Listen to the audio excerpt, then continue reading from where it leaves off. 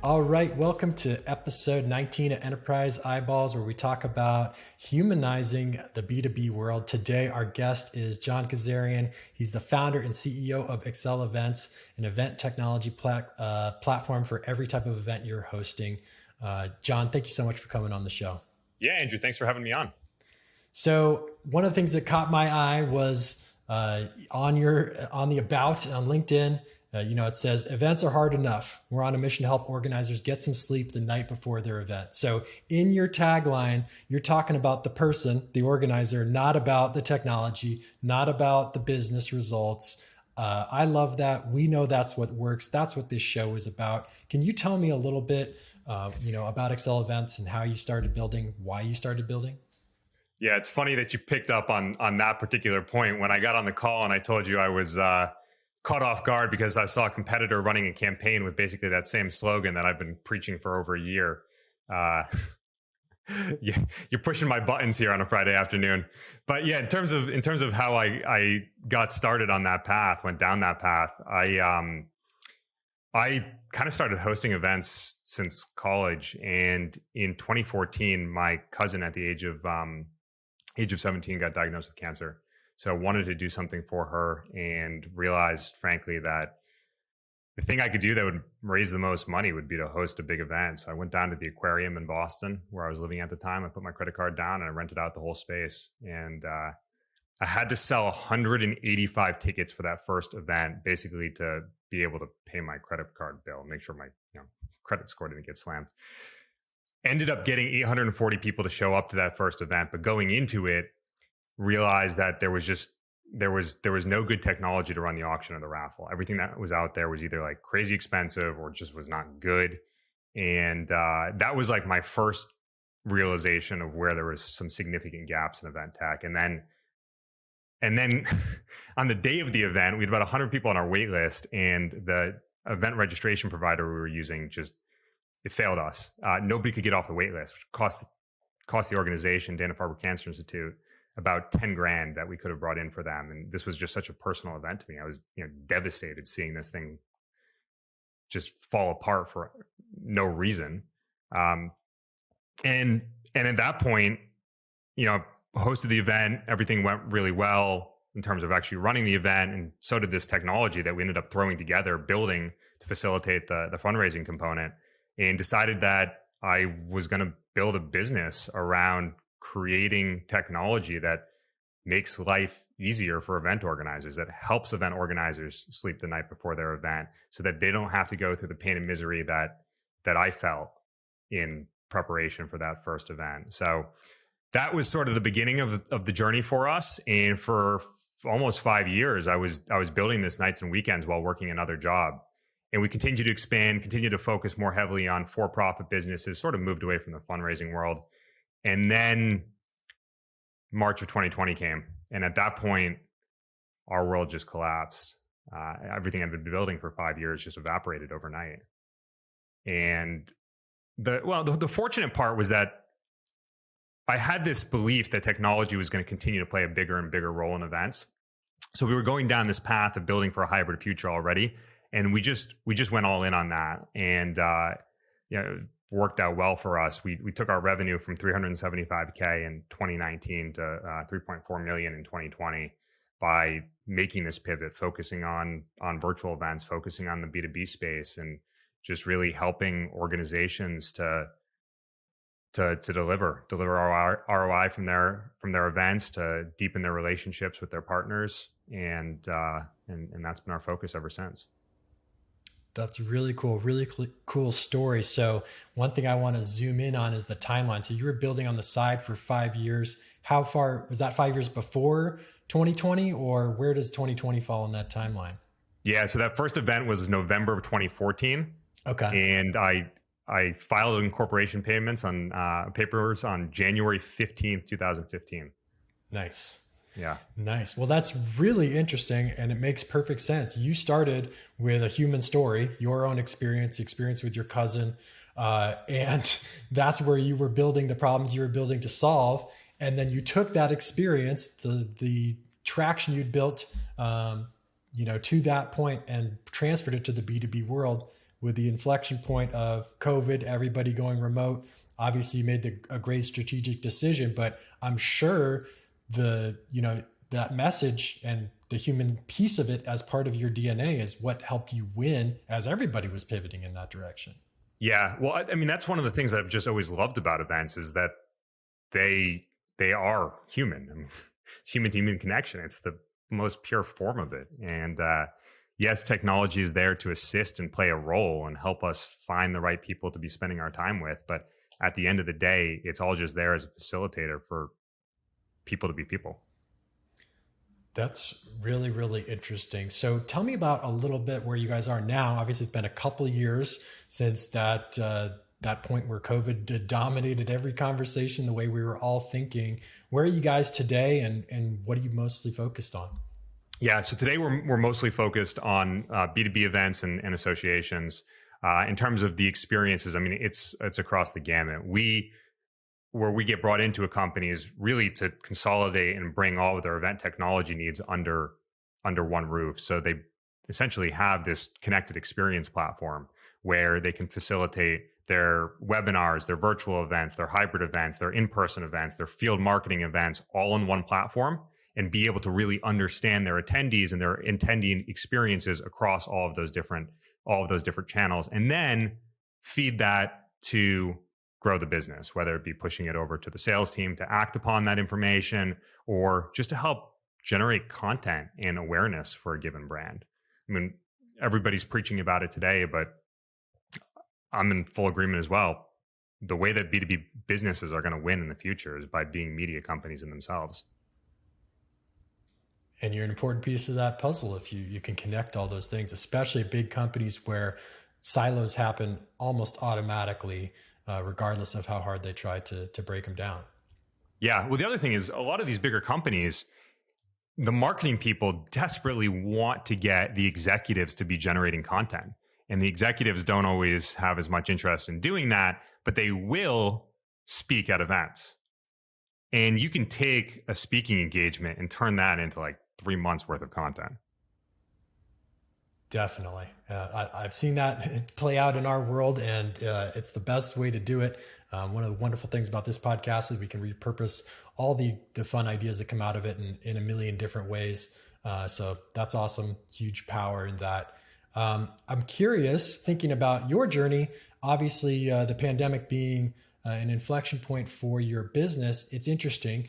You needed technology for remote events. That's the direction you guys went. But there's another shift that happened that we've noticed with some of the products we've built is that the threshold or general tolerance of the average person for using B2B software is just so much higher than it used to be because we've had to use so many more tools just over the last 2 years. But the timing is right for all these softwares that were being built in the 20 teens, where maybe the audience just wasn't ready for to be a software user, a software buyer. I imagine that event people really fell into that category of people that just had a lot of resistance to buying a platform. Yeah, and the other thing that's interesting about the event space, and I was actually having this conversation a couple of hours ago with our VP of product, is that you're buying an enterprise grade solution that has to have a consumer facing experience to it because you're putting it in front of your attendees, your registrants, and that's not the case with a CRM or even your billing system. The amount of the experience that the buyer even interfaces with is maybe 3% of the platform versus 50% of the experience when it comes to an event management solution, or at least a virtual event management solution. So yes, that shift towards a consumer grade experience is very relevant today. And that's something that goes into the way that we think about building and designing our platform, because as we talked about before, we want to be building technology that makes life easier for event organizers. It's interesting you bring up experience. I ran a UX studio for 10 years. It's something very important to my product building worldview. Most event software sucks. Like most of the online events I go to, it's just a nightmare. I honestly don't know how we end up at the right place. There's a lot of competitors in your space. What do you think it is that has set you guys apart in being able to create consistently good experiences for everybody using your platform? Yeah, there's a lot of competitors in our space, but a lot of those have popped up as a result of the pandemic from folks who have never actually run an event before. So I think having been in that experience and built a team of people that were either running events or working at event tech companies that really get the intricacies, they get the sense of urgency. I mean, marketers come up with a marketing plan and they start at today and they build their agenda forward from there, right? Event planners do the opposite. They say, I'm going to host an event on this date. Now let me work backwards from there. It's just a very different way of approaching and thinking about things. And I just think that having come from that world, I think it resonates better because we get it and we've built around that mantra and we operate with that sense of urgency. I mean, in the world of events, you spend 3 months building an experience that culminates in, sometimes only 3 hours. You don't have even 10 minutes to wait for a response when you need help. And that sense of urgency, it carries through into the way we design products, but also the way we support our customers. Our median response time on chat support is 26 seconds, and it's 24/7, 365. That's awesome. Those incredible numbers, and I'm sure that's taken a huge investment from your team. Yeah, it has, and we could have invested in marketing, but we chose that the place we needed to invest in was supporting our customers, being a partner to them, being there for them. And yeah, it's got a couple of added benefits. It leads to great referral, word of mouth marketing for us, but it also means that our customers treat us like a partner and we learn from them because they know that they're not just submitting a ticket. We don't even do tickets. They're interacting with a real person. We don't do bots either. And that they're going to be heard, and often that they're going to see an immediate change from whatever feedback or suggestion they have. So we've learned from that really quickly, and we've been able to iterate really quickly, and we've built a culture around it. That's really cool. Really admirable. I think something that you've got my wheels turning on. We also have great support. Really proud of the relationships we have with our customers, but our response time is nowhere near 26 seconds. It's a slightly different world, but it's just cool to know that someone's doing it and someone cares in that way in a big enterprise platform. Yeah, it has to start from the very beginning. For the 5 years when I was building this business, I had a co-founder for the first couple of years. Still a really good friend of mine, but him and I we would alternate who was going on date night on a given Friday or Saturday night so that the other one of us would be able to respond to support. I mean, there was times I remember pulling over on the side of the highway to respond to customers on a Friday night. And as we started to make additional hires and grow the team, I think they saw the way that we operated and the culture that we built, and it expanded from there. It became a standard. Very cool. And I'm sure you're still looking at those conversations all the time. That's something I love to peek at, is just what's going on, what are people asking for? Because our support people are great, but when you're dealing with it face to face with the customer, you might not have an eye on the trends that are happening or the things that are popping up. Yeah, that's so true. I mean, we don't think about our team as support. We think about it as when we call it customer experience, because it is fundamentally a part of the experience that we're delivering for our customers. And ultimately, like our customer is also a customer of ours, right? They're interacting and experiencing our platform as well. It's our biggest referral source because every attendee is a possible potential customer for us. And yeah, it's how we operate. But to your point around like jumping in on those conversations, yeah, I try to chat with the customer every day like this, face to face, and then also monitor the chat as much as possible. Very cool. So, we deal a lot in the world of channel sales, getting attention of channel reps. We help channel marketers. A lot of the folks we know and work with do events of all kinds. You've hit on the fact that you guys can handle any event they're dealing with, but I'm curious to learn more. How do you see channel marketers mixing it up with events? Do you see a mix of different types of events? What are some of the best practices you've seen in terms of people that are really leveraging your platform to do the most they can? Yeah. what I've observed is that in most cases with channel marketers, they're thinking about events from the perspective of either attending, participating at an event, or exhibiting at an event. Often they're not thinking about, and those are often industry events, they're not thinking about how they can be hosting their own events in order to deepen those relationships. And at the end of the day, when you're building those relationships, you're building an ecosystem, right? If you can be that source of content and source of community that brings people together and attends your event, be it virtually or in person, and then you can offer up value to your partners, you can drive leads to them in that way, you can create exposure opportunities for them, they're going to return the favor.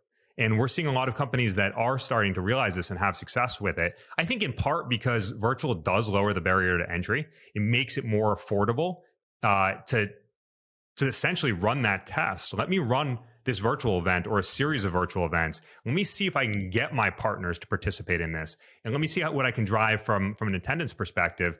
And once I've done that and I've proven that out, not just to my organization, not just to my attendees, but also to those partners, I know that they're going to commit and they're going to invest the money to fly out to and set up a booth at wherever it is that I host an in-person event. That's really interesting. I like the idea of experimentation. It makes a lot of sense too, right? Because by its nature, the ecosystem, the channel is distributed. So you're asking a lot of people to take a risk on your first event. So the lower barrier to entry makes sense. And then the ability to prove yourself with something small, that makes sense too, because we're all picking and choosing which events we go to, why, you're planning your budget for the entire year of traveling and event of adventure.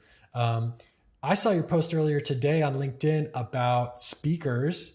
And if you're hosting an event, should you be focused on the speaker, the audience, both?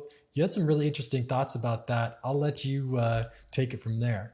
So I posted earlier today talking about how if you're trying to build relationships with the C-suite, inviting them to attend your event's not going to get anywhere, right? I mean, I get emails every day of people inviting me to their events. The ones I respond to is when they ask me to speak. My event? Sorry. Stay tuned.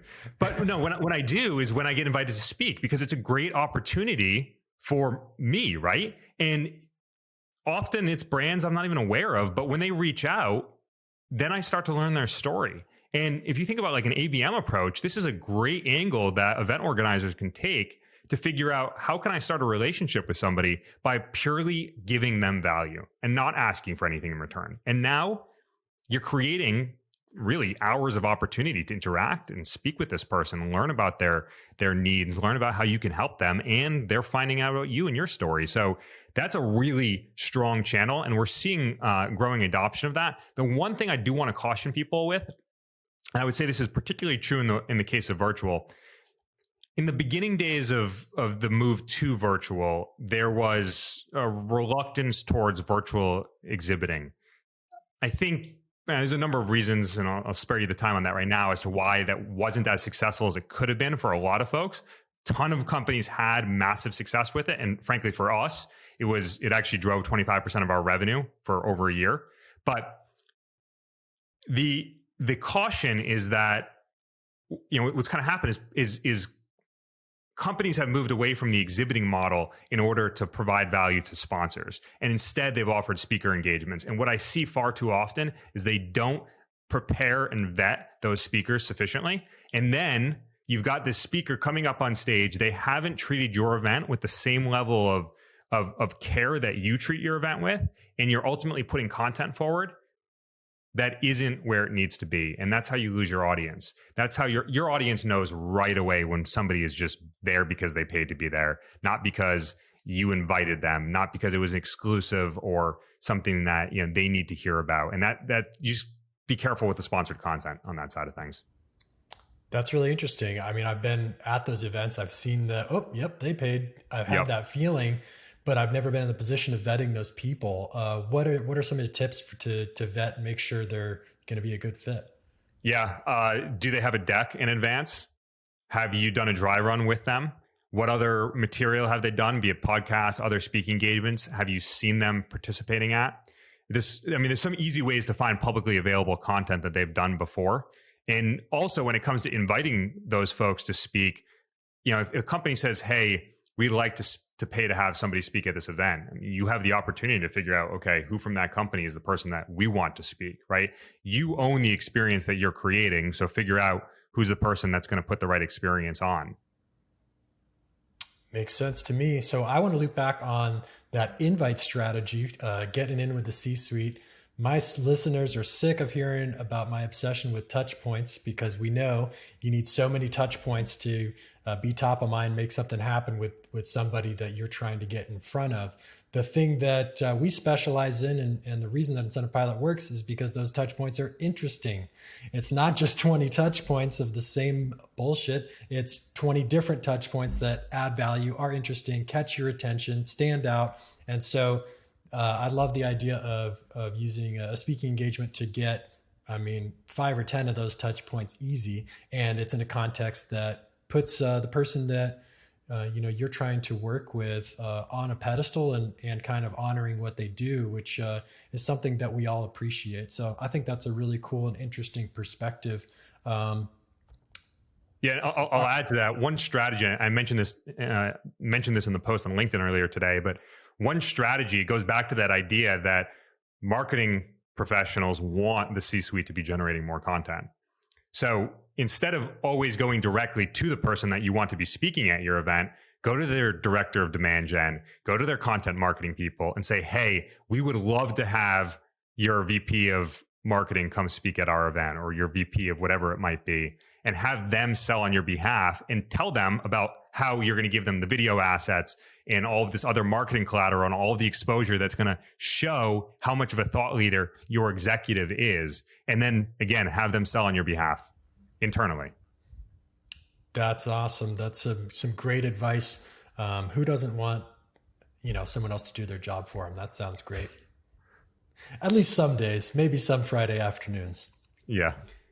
So John, tell me about, I get that it's the platform has a ton of breadth. There's so much functionality in there. What are some of the things that you're really proud of? Maybe they're not even, the things that are used the most, but you've been building a long time, and you've been building to solve really specific problems. I know what that's like with a product. There are little dark corners of our product that, I'm super proud of. No one ever looks at. What are some of the things you guys have built that you think are just so cool? Yeah. Before I even say anything product related, I have to go back to the experience that we create for our customers. The thing I'm most proud of is the culture that we've built around being there and delivering for our customers. That's what keeps us going every day, and the opportunities that we create for our customers to create experiences for their audience is awesome. From a technology perspective, I'm like a self-taught tech geek. For like 4 years, my favorite email every week was the AWS release notes. So, but now I'm like hooked on all these demand gen LinkedIn posts and podcasts. But it's actually not the things that you see. It's the infrastructure behind it all. It's the reliability of a platform. And when you're talking about a platform where you have tens of thousands of attendees online at the same time, there's a lot of engineering and infrastructure that goes into creating something that's reliable. So again, it's often not the things that meet the eye. It's what we've done to make sure that that's going to be there and deliver for you, because at the end of the day, that's the number one thing that matters, right? The platform has to be available. You can't have a line of 500 people trying to check into your event that can't get in, or you can't have a virtual event that the website goes down or the video doesn't stream. It has to be there to deliver for you.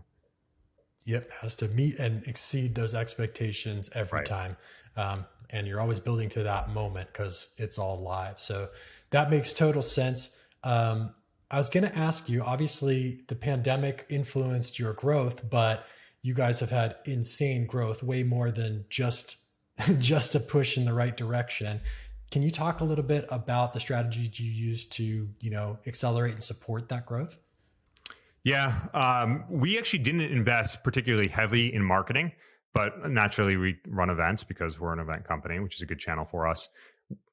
We also have a natural product-led motion, right? Because somebody's attending an event for 2 days on our platform, staring at our logo. It's great exposure for us. So for us, it's primarily been word of mouth, which is a result of a great product and great support. And then it's it's delivering events that bring people together within the community, give them an opportunity to interact and learn from each other. Structuring those events not around our product, but structuring them around content that we can deliver for our audience, things that it's interesting to them that they're going to learn from. Certainly, we do host events about our product. We do product launch events for existing customers, but that's a subset of where we're using that channel. Very cool. So what's next for you guys? What are you really excited about, moving into Q4 and next year? Yeah. So what I'm most excited about right now is the way that event tech is getting adopted as a major staple of MarTech, of the ecosystem within a company. And even today, over 60% of our enterprise deals have marketing ops involved in the procurement process, asking those questions about how is this going to interact with the rest of their systems. And then just this week at Dreamforce, Salesforce announced this new product, Genie, which basically allows all of the different data systems to come together in real time through Snowflake or another data lake and power a real-time suggestion engine, not just suggestion engine, but an engine to help empower organizations to do so much more with all of this data that they're getting their hands on. And events are just this really unique mechanism for capturing first-party data in a time where we know that third-party data is not as useful as it used to be. But events, again, are something where people are willing to give up their time, their money, their registration data, their cookie tracking, all in exchange for access to your content and your community.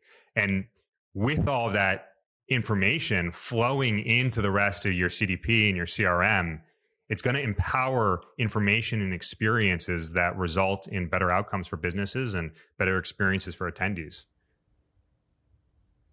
That's interesting. So is the data go beyond what you just mentioned, or are we just talking about reliable data in that context and that's something fresh? It's the insights that are going to be gained from that. So I could give you an example. Let's just say you're a company like HubSpot. Since I just picked on Salesforce, I'll give them a shout. HubSpot has the CRM product, the service product, the marketing suite. Well, let's just say you're a customer and you're using the CRM product right now, but I host a customer event and I notice that you're checking out a whole bunch of sessions related to things that we can do with our service product. Well, that can trigger me to say, hey, there's an upsell opportunity here. Maybe this customer who's not currently using our service tool is up in a renewal cycle with their other vendor. We should consider whether or not, or we should have a conversation with them and see if there's an opportunity to put a bundled package together for them. Very cool. No, that's really interesting. And so those are things you're not getting from a white paper download or an ebook download. You get a single point in time piece of information. This person downloaded this paper, right? With the world of events, you know how engaged somebody was or is. You know what questions they're asking. So you get a lot more information out of it. You know what rooms they're in. You know what sponsors they're checking out. Very cool. Yeah. That's all really interesting. Hadn't thought about any of that before. So John, you're an expert in the world of events and event software, maybe an expert in video games. Are you ready to play Tap to Flat? I'm ready to play, but I am by no means an expert in video games. All right. Well, if you could click that link in the chat and share your screen, I'm going to set the timer for 1 minute. If you can use the up arrow key as we identified earlier, or you can click. But we're going to try to get your highest score in a minute. If you get a game over, just click or tap again to reset the game, and we'll get your highest score from the session. You ready to try it out? Yeah, he's going. I'm starting a minute. All right. Did we start? Yeah, click again. Go for it. Oh, wow, this is not going well for me. That's all right. It doesn't go well for a lot of our guests. Tap to Flap's highly addictive, really hard to do, and that's why it works so well in getting attention with channel partners, because they want to play every day and talk some crap to their teammates. What's the high score here? I know I'm not setting it. On the podcast, it's in the teens. Amongst our team and across our product, it's in the hundreds. It's wild. Really? Yeah. All right, 5. You're doing great. That's good? Yeah. For a first timer, absolutely. Can we slow this down at all? No way. It's the starting that's the hardest part. It is. 10 seconds left.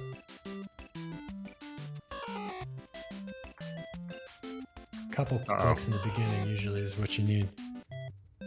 Oh, you're right. There It you is a go. lot easier with the mouse. I should have used that instead of the space key. No worries. All right, that's the end of your minute. But All hey, right. 5, nothing to sneeze at. I think you're about in the middle of the leaderboard. I never pull it up when we're recording. I really need to reference it so I can tell you exactly where you landed. But thanks for being a good sport.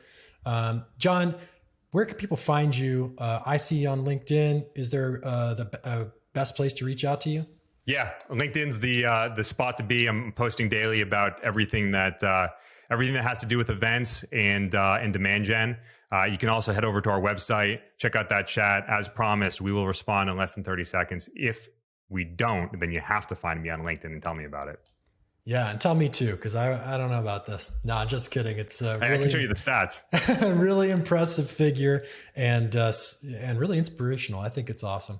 So John, thanks for coming on the show. I hope you'll join us in the future. Maybe when you grow another 6,000% in 8 months. Would love to come back. Take care.